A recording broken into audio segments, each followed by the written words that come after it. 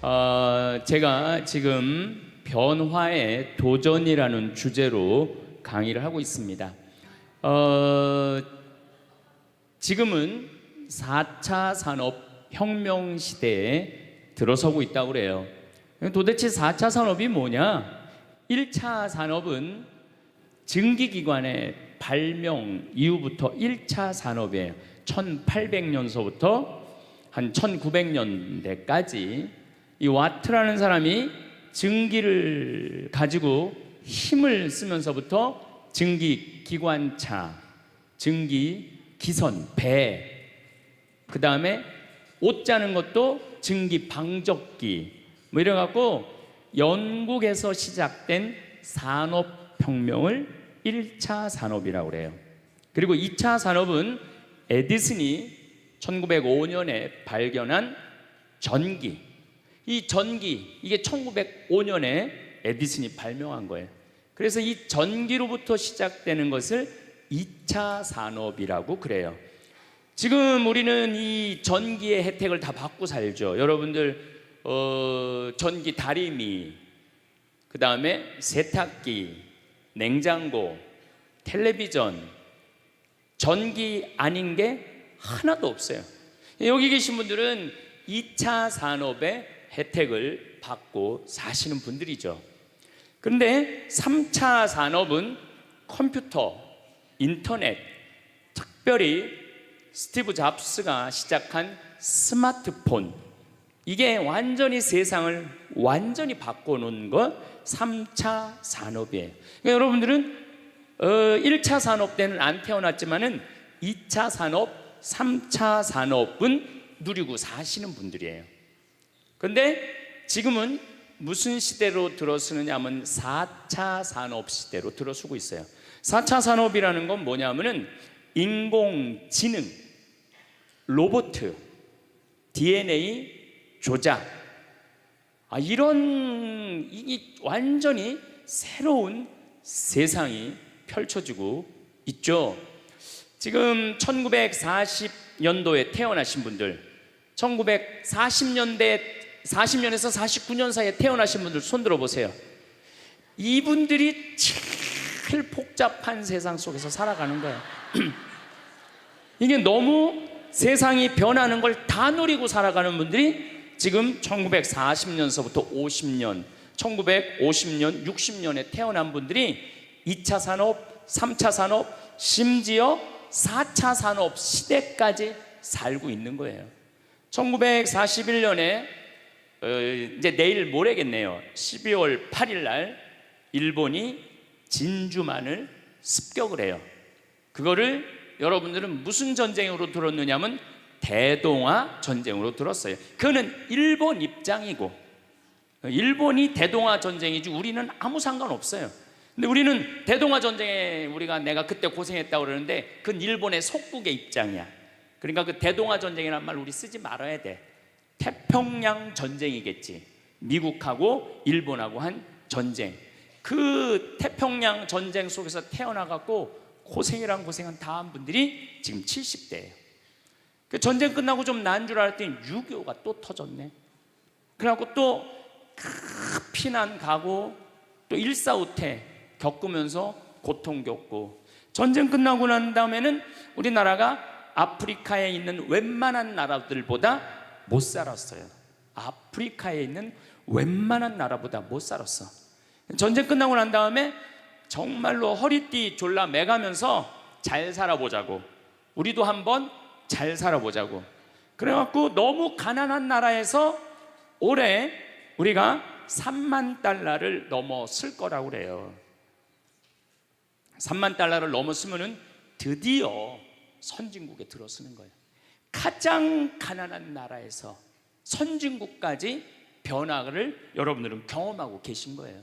그러니까 여러분들은 너무나 혼란스러운 세상 속에서 이날 이때까지 헤쳐 나오고 계신 거예요. 근데 문제는 이제 2020년부터 펼쳐질 4차 산업 시대, 이것까지 살아야 되니까 얼마나 복잡해. 이것까지 살아야 되니까 그냥 중간에 살다가 죽으면은 이 꼴 저 꼴 안 보고 그냥 좋은데, 아니 안 죽으면서 지금 70대 후반 되신 분들 앞으로 보통 20년 정도 더 사실 거예요. 70년대 후반 되신 분들. 근데 60대 되신 분들은 120살까지 거의 살 거예요. 지금 60대 되신 분들은. 그리고 재수 없는 60대들은 200살까지 살 거예요. 200살까지. 재수 없는 60대들은. 그 이야기를 제가 오늘 하려고 그러는 거예요.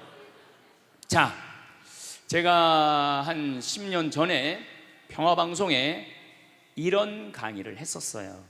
아마 또 평화방송에서 계속 틀어주니까 그 내용이 나올 거예요. 10년 전에 한 얘기예요. 앞으로 2020년이 되기 시작하면은 인간은 세 종류로 나눠질 것이다. DNA 조작 인간. 이제 DNA를 조작할 수가 있어요. 우리가 눈을 밝게 할 수도 있고, 귀를 잘 들리게 할 수도 있고, 근육이 완전히 이 아놀드 슈왈거네처럼 근육이 막 이렇게 튀어나오게 할 수도 있어요. 운동 안 해도 DNA 조작 인간. 옛날에는 DNA를 한번 내가 DNA가 어떤지 검사하려고 그러면은 2억 내지 3억이 들었어. 그런데 지금은 내 DNA를 검사하는데 얼마면 검사할 수 있냐면 5만 원이면 검사할 수 있어요. 5만 원이면. 세상이 엄청 변한 거예요. 그래서 이제는 지금 태어나는 아이들은 이제 아파서 병원 가는 일은 거의 없을 거예요. 미리 병원에서 전화를 해요. 너 요때쯤 심장마비가 올 DNA가 있다. 와서 고쳐라. 그럼 DNA 조작만 하면 심장마비가 넘어가는 거예요. 그러니까 안젤리나 졸리라는 미국의 영화 배우가 있어요. 2010년에 유방을 잘랐어요. 왜냐하면 DNA 검사를 해보니까 언니도 그렇고 엄마도 그렇고 유방암이 있는 거야. 본인도 유방암에 걸릴 확률이 있는 거야. 그래서 유방을 자른 거예요. 그러니까 미리 병을 예방을 하는 시대가 오는 거예요. 그게 DNA 조작 인간이에요. 근데 우리 교회는 그런 걸 절대 허락하지 않죠. 절대 허락하지 않는데 절대 현대인들은 할 거라는 거예요. 그 다음에 두 번째 인간은 어떤 인간이냐면 사이버 인간, 기계 인간이에요. 인공지능 로봇 인간. 그래갖고 이 인공지능 로봇 인간이 나오면은 안 그래도 1940년서부터 지금까지 복잡다단한 세상을 살아왔는데 이제 로봇하고 같이 살게 되는 세상이 이제 곧 이제 되는 거죠. 그리고 이제 세 번째 인간은 오리지널 인간. 여러분들, 저나 여러분들. 근데 누가 제일 떨어지느냐? 오리지널 인간이 제일 떨어질 거예요. 그래서 앞으로는 이제 어떤 세상이 제일 걱정되는 게 뭐냐면은 로봇가 공장에서 일하는 거예요. 로봇가 공장에서 일을 하게 되면은 많은 노동자들은 일자리를 잃어버려요. 현재 몇 명 정도 일자리를 잃어버릴 걸로 예상을 하냐면 8억 명 정도가 일자리를 잃어버린대. 8억 명. 그러니까 노동자의 4명 중에 1명은 일자리를 잃어버리는 거예요. 이거 보통 심각한 문제가 아니에요. 그래서 이제 웬만한 사람들은 공장에서 일할 수가 없어. 누가 다 일을 해?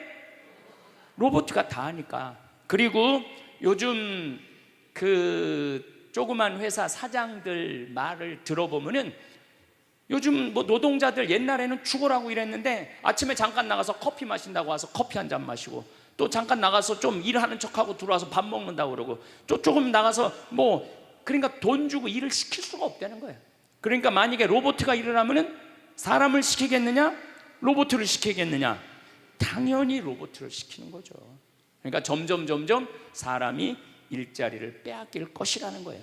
로봇을 쓰는 사장들은 돈을 어마어마하게 벌고 그런 자본이라든지 그런 능력이 없는 사람들은 무지무지하게 가난하게 사는 거예요. 이제 앞으로 여러분들이 5년 후, 10년 후에 볼 세상이 그렇다는 거예요. 그래서 요즘 세계적으로는 어떤 정치적인 시도를 하느냐면은 그럼 일자리 없는 사람들은 먹고 살아야 될 거 아니야. 사람인데. 그래서 로봇한테 세금을 매기는 거예요. 그래갖고 로봇가 만약에 일을 하면은 저 로봇한테 100만 원 세금을 매기는 거야. 그 로봇한테. 그래갖고 그 100만 원을 누구한테 줘? 일 못하는 사람한테 주는 거예요. 그게 기초생활 수급이라는 거예요. 기초생활 수급. 그러니까 기초생활 수급을 이제는 뭐 10만 명, 100만 명이 받는 게 아니라 8억 명, 10억 명이 받는 세상. 그러니까 이제 앞으로 미래에 펼쳐질 세상은 지금 생각하는 거라고 너무 다른 세상이 되는 거예요.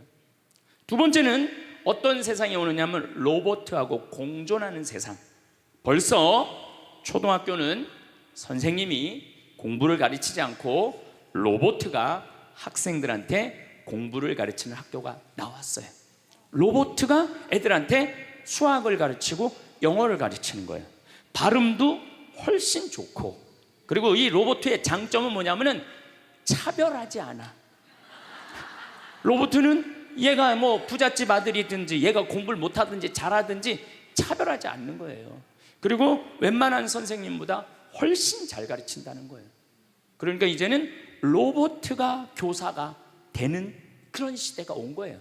또 이제는 앞으로는 무슨 세상이 될 거냐면 어린아이들 돌보는 부모가 누가 돌보느냐면 로봇가 돌보는 거예요.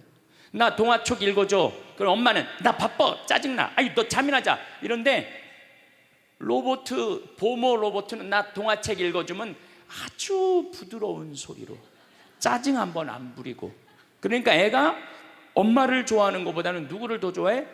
로봇 부모를 더 좋아하는 거야. 나 엄마 필요 없다고. 이거 정말 우스갯소리가 아니라요, 진짜 벌어질 일이에요. 또 이제 로봇은 아내가 중풍이 걸렸어. 그래서 움직이질 못해. 그럼 누가 병간호를 운동을 도와주느냐 하면 로봇가 도와줘요. 근데 이 로봇은 완전히, 제가 지난번 강의 때도 얘기했지만은 이제 섹스 로봇가 나온다고 그랬죠. 록시라고 5가지를 고를 수 있다고 그래요. 피부색, 키, 성격 이런 걸 고를 수가 있대. 그러니까 까칠한 여자, 부드러운 여자. 뭐 내가 까칠한 여자 좋아하면 성격 까칠한 로봇을 고르면 되는 거야. 근데 문제는 아내가 아파. 남편은 나가서 돈 벌어야 돼. 그래서 로봇을 하나 도우미 로봇을 했어. 근데 이 로봇은 아내를 너무 따뜻하게 해주는 거야. 그러니까 아내는 자꾸 남편한테 실망하는 거야. 자기 힘들다고 들어가서 자고. 근데 로봇은 나 좀 주물러 달라 그러면 언제든지 와서 주물러 주잖아요. 그러니까 남편한테 당신 나 필요 없다고, 나 이혼하고 싶다고. 그러니까 로봇하고 사람하고 혼동하는 세상이 오는 거예요. 로봇하고 사람하고. 그리고 더욱 2040년이 되면은 이 로봇가 감정까지 느껴. 그래서 사랑까지 할 수 있다는 거예요. 사랑까지. 아내 역할을 다 할 수 있는 세상이 온다는 거예요. 저 신부님 너무 앞서 나가는 거 아니야. 앞서 나가는 거 아니에요. 지금 미래 과학자들은 다 그런 세상이 온다고. 근데 이게 먼 미래가 아니라 바로 코앞에 와 있다는 거예요. 바로 코앞에 와 있다는 거예요. 3D 프린터기로 콩팥 만들 수 있어요. 간 만들 수 있어요. 요즘 시도하는 건 심장까지 만들어 갖고, 이제 앞으로는 이제 여러분들이 이제 한 90살쯤 되면은 85살쯤 돼도 그럴지 몰라. 생일날 아버지 이번 생일에 아버지 간 좀 갈아드릴게요. 그래갖고 간 갈아주고, 내년에는 심장 갈아드릴게요. 심장 갈아주고. 그런 세상이 올 가능성이 굉장히 많아요. 그럴 세상이. 참 이게 오래 사는 게 2045년까지만 살면은 안 죽는다는 거예요. 2045년. 그러니까 내가 80살까지만 나도 살면 어떻게든지 버티면은 안 죽을 수 있다는 거. 80살까지만. 앞으로 펼쳐질 세상에 가장 걱정스러운 게 뭐냐면은 수명 연장이에요. 수명 연장. 여기 계신 분들 중에 아까도 말씀드렸지만은 100살, 120살, 정말로 재수 없으면은 200살까지 살 수 있는 분들이 많습니다. 실질적으로 많아요. 근데 여러분들 오래 사는 거 좋을까요? 내가 많은 분들이 오래 살기를 원해요. 안 죽는 걸 원해요. 근데 내가 만약에 앞으로 뭐 길게 안 보고 딱 120살까지 산다고 보면 내가 앞으로 67년 정도 더 살면은 120살 되거든요. 67년. 근데 내가 앞으로 67년 동안 사는 동안 불면증이 있어. 매일 밤마다 잠이 안 와. 67년 동안. 그 여러분들 좋을 것 같아요? 내가 정말로 마음 안에 미움이 너무너무 꽉 차 있어. 67년 동안 계속 미움 속에서 살아. 분노가 꽉 있어. 67년 동안 분노 속에서 항상 좌절감을 맛보고 있어. 우울하고 있어. 내가 우울해. 또 좋으래. 어떨 땐 좋을 땐 너무 좋고 싫을 땐 너무 싫고, 그렇게 막 up and down, up and down 그러면서 앞으로 50년, 60년 사는 거 좋아요?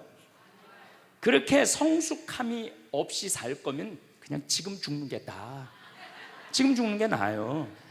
내가 앞으로 60년 동안 살면서 매일매일 감동하고 매일매일 행복하고 매일매일 감사하고 매일매일 사랑한다면 앞으로 60년 사는 거 괜찮겠죠. 그런데 60년 내내 잠도 못 자고 미움 속에서, 자식들 원망 속에서, 외로움 속에서, 배신 속에서, 불행 속에서 오래 사는 거 좋아요? 적당한 나이에 죽는 거 내가 보기엔 그 축복이에요. 그래서 여러분들은 이제 나는 이 복잡한 세상 속에서 사는 것도 중요하지만 어떻게 죽을 거냐, 이 시나리오를 잘 준비해야 돼요. 난 어떻게 죽을 거냐. 나는 생일날 애가 심장 갈아준다면 나 그거 필요 없다. 내 생일 선물로 그 심장 필요 없다. 그냥 나는 하느님이 주신 생명, 그 수명 그대로 살다가 그냥 행복하게 떠날 거다. 그런 마음이 중요해요. 근데 우리가 성숙하지 못하면은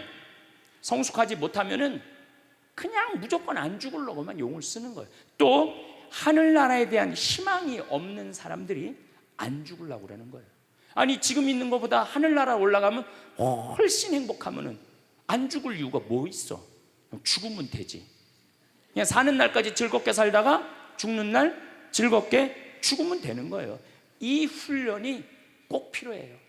여러분들 이게 뭐 요즘 알고리즘 그러는데 그건 다 제쳐두고 내가 인생의 설계가 필요해. 나는 몇 살까지 살다가 더 이상 치료받지 않고 암이 걸리면은 안 갈고, 그냥 안 갈고, 간 안 갈고, 신장 안 갈고, 췌장 안 갈고 그냥 하느님 품으로 간다는 생각이 아주 중요하다는 거예요. 제가 보기에는 한 87세까지 살다가 죽는 게 제일 좋은 것 같아. 87세 아주 딱 좋은 나이가 87세예요. 죽기 딱 좋은 나이가 87세 같아. 그거 넘었으면은 정말 안 보이고 안 들리고 불편해요. 그래서 87세까지 건강하게 살다가 행복하게 떠나는 그런 마음가짐이 제 생각에 참 중요한 것 같아요. 사실 지난 2017년 4월 10일 날 우리 아버지께서 세상을 떠나셨어요. 올해 떠나신 거죠. 올해 떠나셨는데 우리 아버지는 평생 쌍시옷 소리를 한 번도 하신 적이 없어요. 아버지 입에서 욕을 들어봤던 적이 없어요. 쌍시옷 소리를 한 번도 들어본 적이 없어요. 자식들, 내 자식을 키울 때 매질 한 번 하시지 않으셨어요. 그리고 우리 아버지는 참 남 욕을 하신 적이 없어요. 보통 뭐 누구 욕도 하고 정치인 욕도 하고 뭐 세상도 욕하는데 한 번도 욕하신 적이 없어요. 그리고 지금 요즘 아버지 생각을 이렇게 보면은 아버지한테 제일 놀라운 거는 우리 아버지가 그냥 옛날에 연초제조창이라고 담배 회사 그냥 기능 공무원이셨어요. 그러니까 뭐 여유 있게 돈을 쓰실 기회가 없으셨죠. 근데 어렸을 때도 돈이 없어서 불편하다, 돈이 있었으면 좋겠다 그런 말씀 하신 적이 없어요. 그냥 월급 봉투 딱 어머니한테 던지면은 뭐 집이 어떻게 됐든 아무 상관하지 않으시고 당신 산에 다니시고 정말로 신선같이 사셨어요. 근데 아버님이 올 초에 2달 고생하시고 돌아가셨어요. 40년 동안 병원 한번 안 가시다가 2달 전에 쓰러지셔서 병원에 모셨죠. 병원에 모셨는데 내가 우리 형제들한테 그랬어요. 우리 아버지 평생 자식만을 위해서 살았다. 가족만을 위해서 살았다. 오로지 정말로 사랑하는 가족을 위해서 투신하신 분이다. 우리 아버지 병간호 간병인한테 맡기지 말자. 우리가 사형제니까 우리가 모시자. 그래서 누나가 제일 위니까 누나가 이틀, 큰형 이틀, 둘째 형 이틀. 난 이제 장가 안 갔으니까 나는 하루. 그래서 우리 뭐 형제들은 전부 다 결혼하고 손자들이 전부 다 아들, 딸 이러니까 아이들이 다 돌아가면서 아버지 병간호를 했어요. 그야말로 자식들 품에서 돌아가셨죠. 자식들 품에서 돌아가셨어요. 근데 아버님이 이렇게 4월 10일 날 월요일 날 쓰러지셨는데 의사들이 심폐소생술 하겠느냐고 그랬을 때 우린 싫다고 그랬어요. 왜 마지막으로 돌아가시는 아버지 갈비뼈를 다 부러뜨려? 그 정도 쓰러졌으면은 87세에 그 정도 병이시면은 이제 돌아가실 때예요. 근데 많은 경우 돌아가실 때 심폐소생술 하게 돼 있어요. 근데 우리는 원하지 않았어요. 네 자식 다. 그리고 아버님이 이 골수염이라는 이 병을 앓으셨는데 좀 많이 아프신 병이에요, 마지막에. 그래서 내가 아버지 원도 한도 없이 마약 놔드렸어요. 모르핀. 왜 죽기 전에 아프면서 죽어야 돼? 마약. 그래서 조금만 아픈 기미만 보이면은 간호사한테 가갖고 마약 놔달라고, 모르핀 놔달라고. 여러분들, 죽기 전에 하느님이 인간한테 준 최고의 선물이 뭔지 아세요? 마약이에요. 마약. 그래서 호스피스 병동에서 아플 때 진통제 놔드리는 거, 마지막 효도는 마약 많이 놔드리는 거예요. 그래서 우리 아버지 돌아가시기 전에 원도 한도 없이 마약하고 가셨어요. 원도 한도 없이. 그 조금의 고통을 덜어주는 게 내가 보기에는 효도라는 생각이 들더라고요. 아버지 이렇게 쓰러졌을 때 생명 유지 장치 하겠느냐고 의사들이 얘기를 하더라고요. 우리는 아무도 원하지 않았어요. 그냥 아버님 편안하게 보내드리고 싶다고. 왜? 우리 아버지는 참 행복하게 사셨어요. 자식들이 아버지를 너무너무 좋아하고 사랑하고. 그래서 뭐 효도를 뭐 원도 한도 없이 해드렸냐, 이럴 건 자신 있게 말씀 못 드리죠. 하지만 그래도 자식들이 아버지, 손자, 손녀들이 할아버지 너무너무 사랑했기 때문에 편안하게 보내드릴 수 있었어요. 제가 작년에 왠지 우리 아버님한테 용돈을 많이 드리고 싶더라고요. 평생 돈 한번 넉넉하게 써보시지 못한 아버지한테 용돈 많이 드려야 되겠다. 그래서 제가 작년에는 이제 외부 강의 한 달에 한 번 하면 한 번, 두 번 하면 두 번. 아버지가 무슨 돈을 이렇게 많이 주느냐고, 신부님. 아버지 원도 한도 없이 마음껏 써보시라고. 그래서 작년 한 해 내도 그전에는 조금씩 용돈 드리다 작년에는 그냥 막 이만큼씩 드렸어요. 아버지 원도 한도 없이 쓰시라고. 마음 안에 이런 마음이 있었어요. 한번 평생 마음껏 돈 한 번 써보시지 못한 아버지 마음껏 돈 쓰시라고. 그랬다 뭐 1억을 드리거나 2억을 드린 게 아니야. 100만 원, 200만 원, 한 달에 300만 원 용돈 드린 거죠. 그러니까 아버님이 노인정에 그 노인 어르신들 밥 다 사고, 또 우리 자녀들이 그 23명인데 아버지한테 식사하러 가면은 아버지가 밥값을 다 냈대. 우리 누나가 항상 하는 얘기가 아버지 지갑에 항상 100만 원 있었대요. 그래서 얼마나 기분이 좋아. 아버지 돌아가셨을 때 노인정에서 그랬대요. 물주 세상 떠나서 어떻게 하느냐고 그랬대. 물주 세상 떠나서 어떻게 했느냐고. 아버님이 1년 동안 원도 한도 없이 즐겁게 사시다가 세상 떠난 거예요. 저는 효도도 나중에 한다는 건 다 거짓말이야. 효도하려면 언제 해야 돼? 지금 해야 돼, 지금.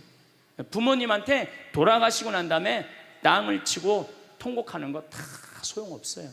그냥 내가 지금 할 수 있을 때 최선을 다해서 효도하는 게 그게 효도라는 생각이 들더라고요. 어쨌거나 아버님은 쓰러지신 날 당신 스스로 걸어서 화장실 가셨어요. 아침까지. 그리고 오후 1시에 쓰러지셨어요. 그래갖고 밤 10시 41분에 돌아가셨어요. 근데 제가 아버지한테 그랬어요. 아버지, 돌아가시려면은 오늘 돌아가셔야 된다고. 왜냐하면 그날이 성월요일이었거든요. 성화요일 날 돌아가시면은 장례미사를 못해요. 왜냐하면 성목요일 날은 장례미사를 못하게 돼 있어요. 성금요일, 토요일 다 장례미사 못해요. 그리고 예수부활 대축일 장례미사 못해요. 그리고 그 다음 월요일 날 장례를 해야 되는 거야. 의사 선생님은 오늘 내일 돌아가실 것 같다고 그러는데 내가 그랬어. 돌아가시려면 오늘 돌아가시라고, 내일 돌아가시지 말고. 근데 딱 10시 41분에 돌아가셨어요. 그래서 성수요일 날 아버님 장례 미사를 하는데 우리 수원교구에 주교님 4분이 다 오셨어. 얼마나 그게 영광스러워요. 주교님이 4분이나 오셨으니까. 왜냐하면 성주관이니까 주교님들이 외국에 아무도 안 나가시고 교구청에 다 계셨던 거야. 얼마나 좋아요. 주교님 4분이 다 오셔서 미사를 봉헌해 주시니 얼마나 축복된 아버지예요. 또 신부님들이 많이 오셔갖고 그 성당에 수원 정작 꽃매 성당인데 꽤 그래도 큰 성당인데 신부님들이 꽉 차갖고 젊은 신부들이 지하에서 미사를 봉헌했다는 거예요. 그것처럼 축복이 어디 있어요.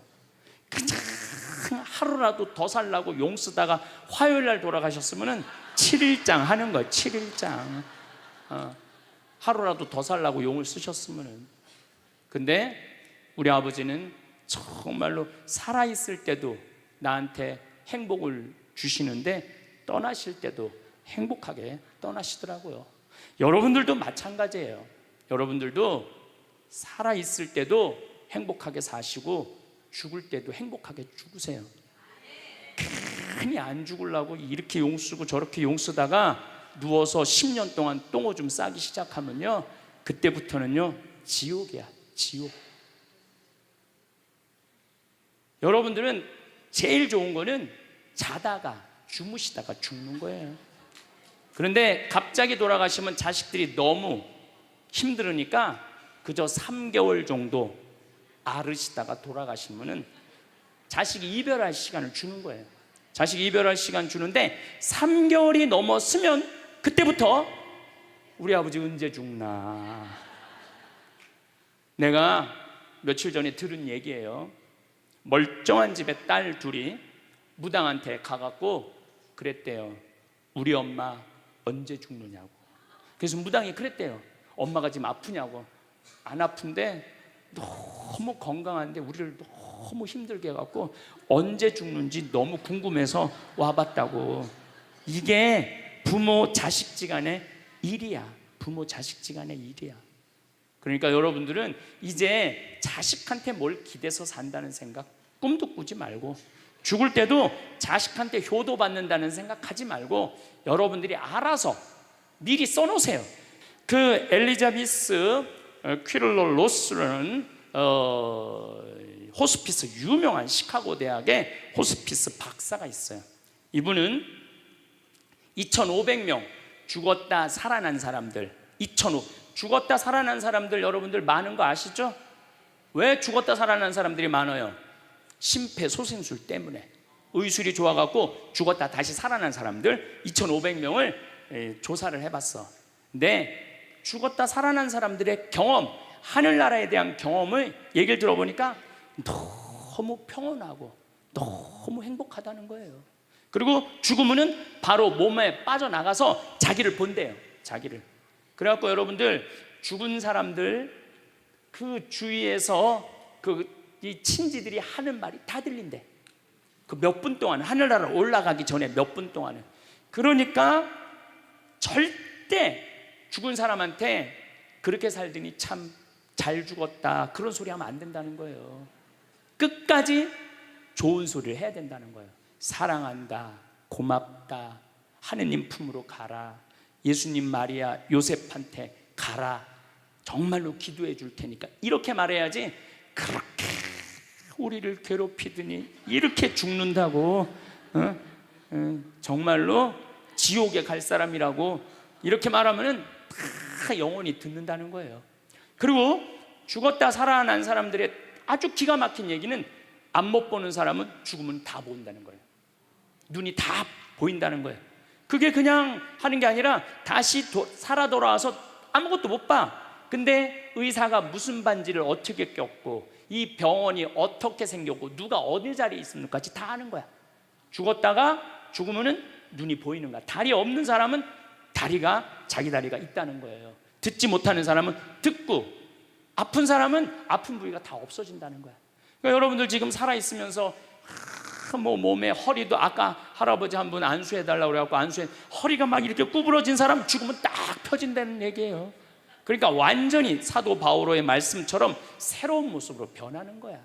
죽으면 끝이 아니야. 하느님께로 가는 여행의 시작이에요. 그러니까 죽는 거를 막 그냥 밀어내시지 마세요. 한 70년, 80년 살았으면 살 만큼 살지 않았어? 그렇죠? 뭐하러 200년을 살아? 뭐하러 300년을 살아? 또 200년, 300년 사는 것도 좋아요.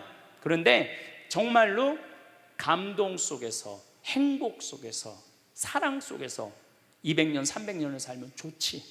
근데 여러분들 한 200살 되면 여러분들하고 놀아줄 사람이 몇 명이나 될 것 같아? 200살 단 사람하고. 그 외로움 속에서 사는 거예요. 그래서 자연의 순리를 따르고 사는 게 가장 좋은 거예요. 자연의 순리를. 그래서 사는 만큼 살다가 떠날 때 이제 누구한테 간다고 생각하면 돼? 하느님 아버지한테로 간다고 생각하면 돼. 그래서 죽는 게 결코 나쁜 게 아니에요.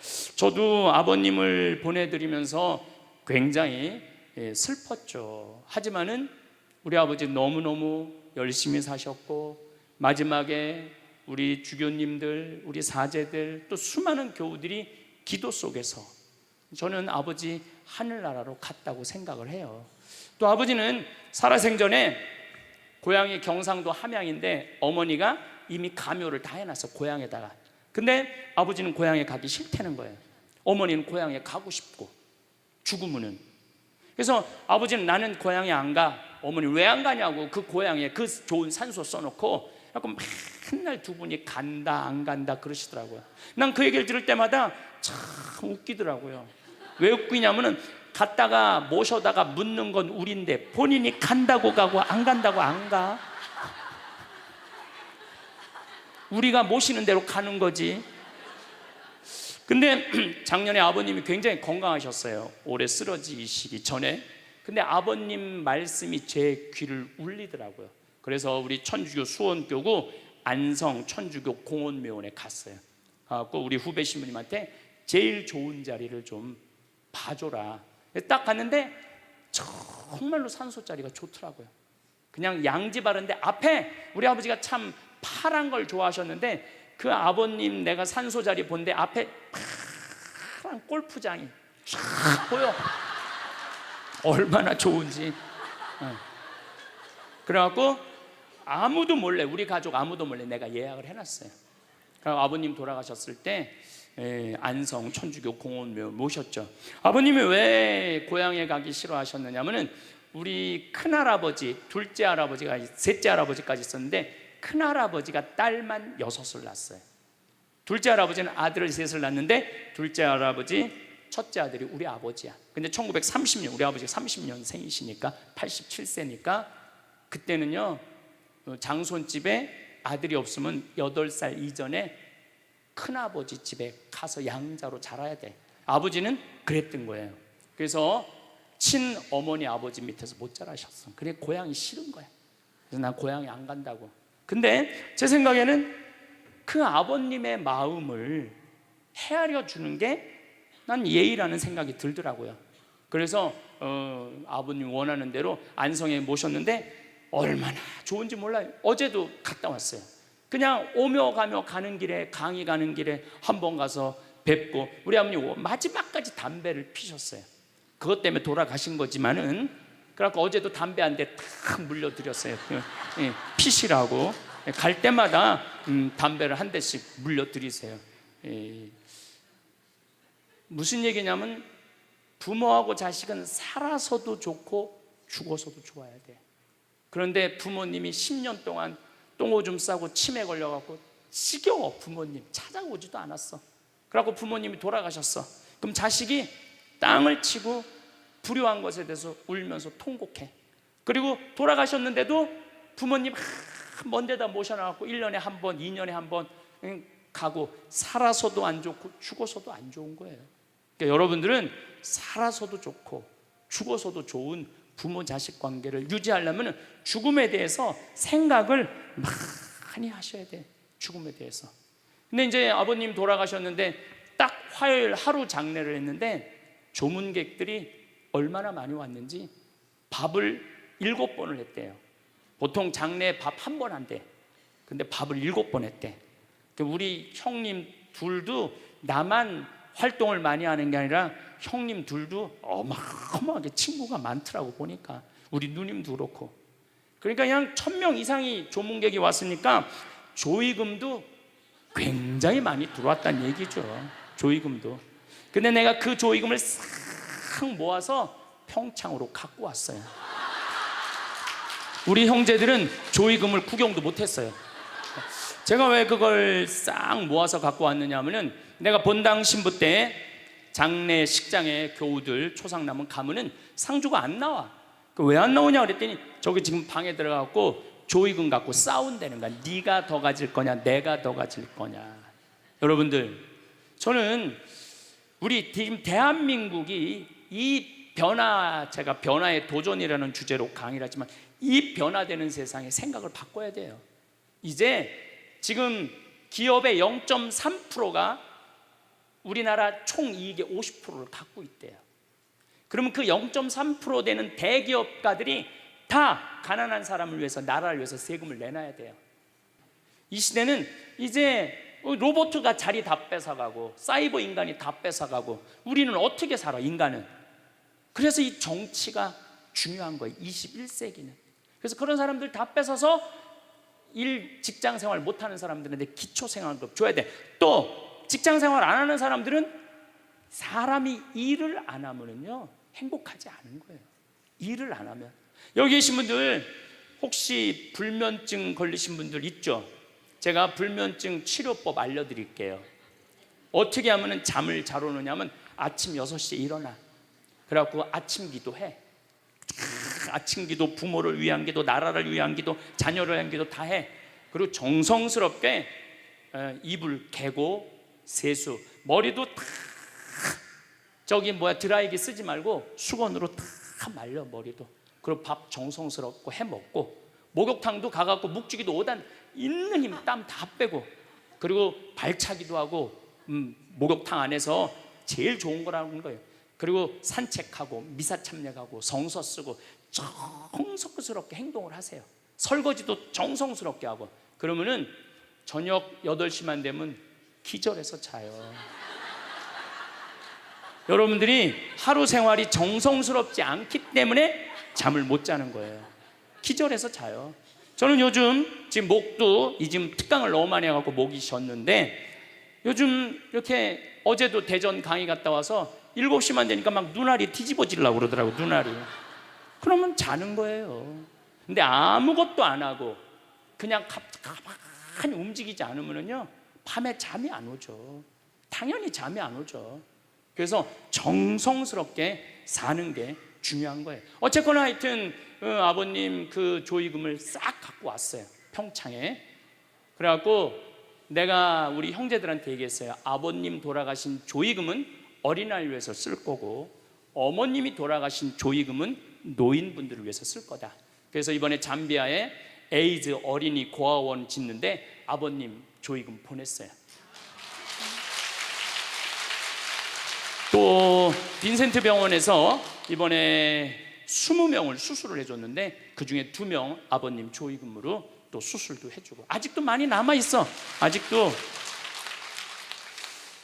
이제는 여러분들 떠날 때 자식한테 주고 떠나지 마세요. 세상에 주고 떠나세요. 어떤 세상에? 어렵고 힘들고 고통받는 사람들한테 주고 떠나세요. 그리고 미국이나 유럽은 보통 할머니들이 다 나 조의금 어디다 보내라, 어느 수도원에 보내라, 어느 고아원에 보내라, 어느 장애시설에 보내라, 다 그런다는 거예요. 대한민국 사람들만 죽을 때까지 이기적으로 죽는 거예요. 살아서도 이기적으로 살고 죽을 때도 이기적으로 죽는 거예요. 그래서 하여튼 우리 형제들은 조이군 구경도 못했어. 대신 내가 우리 형제들한테 보내준 선물이 있어요. 조이군 명단은 다 보내줬어. 타이프 쳐갖고. 갚아야 될 거 아니야. 갚아야 될 거 아니야. 되게 죽은 사람들의 경험을 들어보면은, 내가 이 키블러 로스라는 이분 책을 요즘 계속 읽고 있는데, 기가 막힌 거는 딸이 죽었어. 근데 다시 살아났어. 근데 이 딸이 아빠 엄마한테 얘기하는 거. 엄마 아빠, 내가 죽었는데 오빠가 나를 너무 행복하게 기다리고 있어. 그래서 그 오빠랑 놀았는데 너무너무 행복했어. 근데 이 엄마 아빠는 너무너무 놀란 거예요. 왜 놀랐느냐 하면은, 이 아이가 태어나기 전에 오빠가 죽어갖고 단 한 번도 오빠 얘기를 한 적이 없거든. 근데 죽어서 그 오빠가 기다리고 있는 거예요. 그러니까 이 기가 막힌 노릇 아니에요. 또 이런 경우도 있었다고 그래요. 어떤 경우가 있었느냐 하면은, 교통사고 났어. 여동생, 오빠, 아빠가 했는데 오빠하고 아빠는 죽은 거야. 이 여동생은 다 기절한 상태에서 죽었는지 안 죽었는지 확인할 길이 없잖아요. 근데 다시 죽었다고 생각하고 병원에 가서 살아났어. 근데 이 여동생이 엄마 너무 슬퍼하지 마. 하늘나라에서 오빠하고 아빠가 날 기다리고 있어. 너무 행복해. 근데 얘는 오빠하고 아빠가 죽었는지 모르는 상태, 혼수 상태인데 그걸 아는 거예요. 근데 여기 특징 중에 하나는, 죽어서는 살아있는 사람은 절대 못 본대요. 죽은 사람만 본다는 거예요. 죽은 사람만 하늘나라에서 본다는 거예요. 그래서 여러분들도 세상 떠나면은 하느님 기다리고 있고 너무 행복한 나라로 가는 거예요. 그러니까 죽음은 그 번데기가 이 알을 까고 자기 껍데기를 까고 나비가 되는 것처럼 지금보다도 훨씬 아름다운 세상으로 가는 게 죽음이에요. 이제 21세기는 안 죽는다고 100살을 사니 200살을 사느니 좋은 게 아니에요. 100살, 200살 동안 불면증, 우울증, 미움, 분노, 외로움, 심심함으로 사는 것보다 그냥 한 70, 87세까지 살다가 죽어갖고 행복하게 먼저 떠난 사람들하고 하느님 품에서 행복하게 사는 게 좋죠. 그래서 여러분들 이제 행복하게 살다가 행복하게 떠나셔야 돼. 그리고 제가 늘 말씀드리지만 나중에 행복하지 마세요. 언제 행복해? 지금 행복하세요. 지금. 나중에 돈 쓰지 말고 언제 써? 지금 쓰세요. 지금. 그리고 여기 있는 분들 지금 얼굴을 보니까 돈 쓸 수 있는 마지막 얼굴들이 많다니까. 마지막 얼굴들이 많아. 그리고 우리나라는 이제 드디어 3만 달러를 넘어서요. 선진국 대열에 들어서요. 선진국에 들었으면은 어르신들, 노인분들 연금 지금 20만 원에서 60만 원, 70만 원으로 다 올라가요. 그러니까 돈 없는 거 걱정하지 마세요. 여러분들이 엉뚱한 사기에만 안 당하면은 먹고 사는데 아무 지장 없어. 욕심만 안 부리면은 충분히 행복하게 살 수 있어. 그리고 이렇게 강의 따라다니면서 배우는 여러분들, 진리를 목말라 하는 여러분들은 앞으로 행복하게 사실 수 있으세요. 예.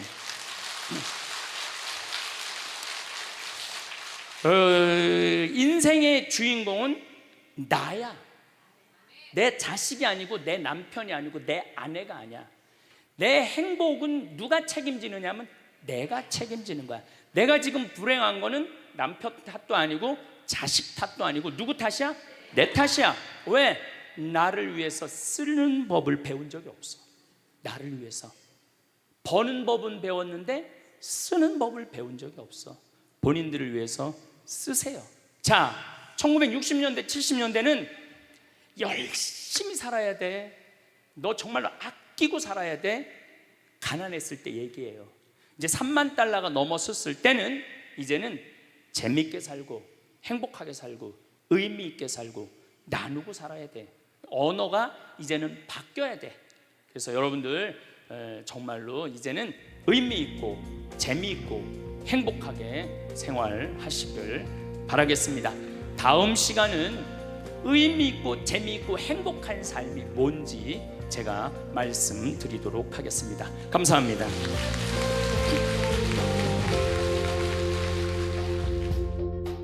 황창현 신부님에는 우리 삶의 본질을 깊이 성찰하게 만드는 강의입니다. 신부님은 말합니다. 변화는 고통이 아니라 새로운 생명의 시작이다. 우리가 두려워하는 바로 그 순간이 사실은 하느님께서 우리를 성장시키는 시간임을 일깨워 줍니다. 삶이 힘들고 길이 보이지 않을 때 그 길의 끝에는 언제나 희망과 감사의 빛이 있습니다. 이 강의를 통해 마음의 방향을 다시 세우고 두려움 속에서도 멈추지 않는 용기를 배우길 바랍니다. 이 영상이 마음에 울림을 주었다면 좋아요와 구독 그리고 알림 설정을 눌러주세요. 작은 클릭이 또 다른 깨달음으로 이어집니다.